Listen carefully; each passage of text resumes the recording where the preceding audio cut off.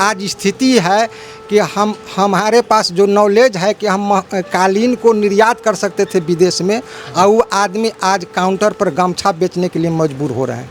क्या था ये उद्योग, क्या था थोड़ा बताइए। ये उद्योग था हस्तशिल्प का, कालीन उद्योग था, कालीन और दरी, जो कि जिसके लिए ओबरा को जाना जाता है। ओबरा के लोग नेशनल अवार्डी हुए।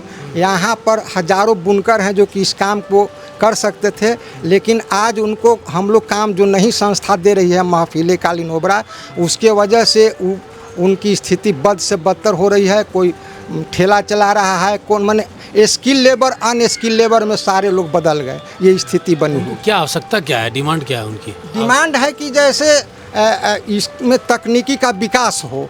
जैसे आज से 50 साल पहले जहाँ पर तकनीकी थी वहीं पर बिहार में तकनीकी पड़ी हुई है, और दूसरे स्टेट में डेवलप कर रहा है हस्तकरघा या हस्तशिल्प, और यहाँ पर जस के तस स्थिति बनी।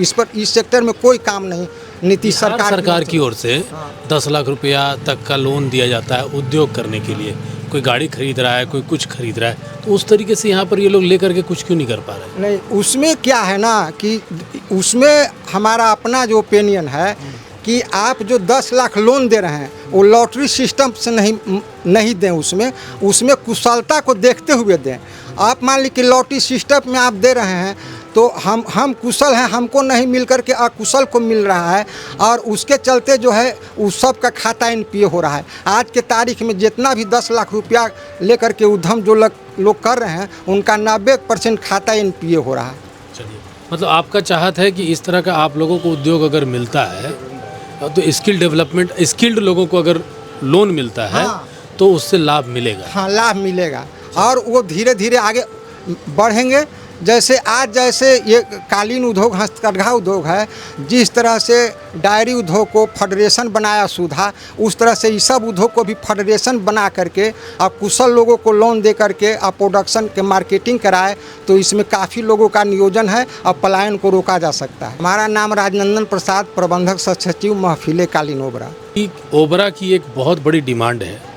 वैसे तो वर्तमान में ये दुकान चला रहे हैं, लेकिन इनके अंदर एक और कला है कि ये अपने हाथों से, हस्तशिल्प से कालीन बनाना जानते हैं, और इनके जैसे कई ऐसे लोग हैं जो यहाँ पर ये काम करते हैं। महफिले कालीन ओबरा के नाम से एक संस्था बनी है जहाँ पर बहुत सारे लोग ऐसे जुड़े हुए हैं जो स्किल्ड हैं, कालीन बनाने में सक्षम हैं।